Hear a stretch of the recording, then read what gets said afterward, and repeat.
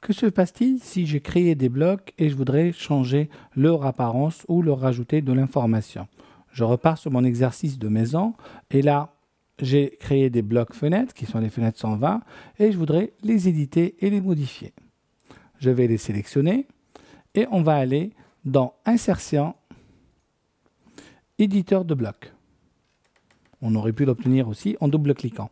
Et là, je veux éditer quel bloc? Éditer la fenêtre 120. OK.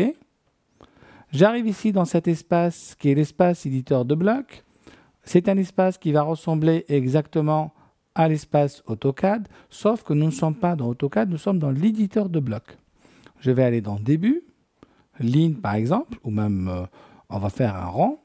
Tiens, je vais dessiner ici un cercle comme ça. Je vais le positionner exactement comme ça ici.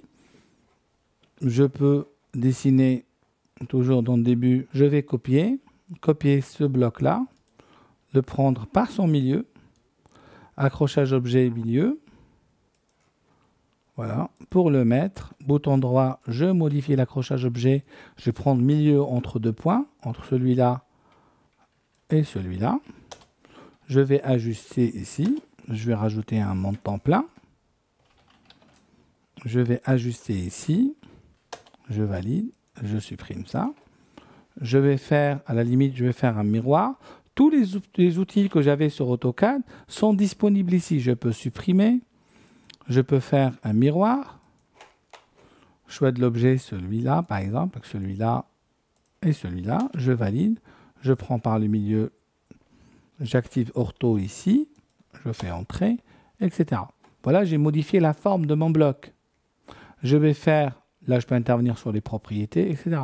Fermer l'éditeur de blocs. Il me dit enregistrer les modifications dans fenêtre 120. Je vais enregistrer.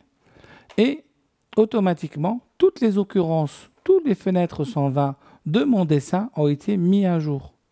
L'éditeur de blocs me permet justement d'éditer un bloc déjà inséré. L'éditeur de blocs permet aussi de créer ce qu'on appelle les blocs dynamiques.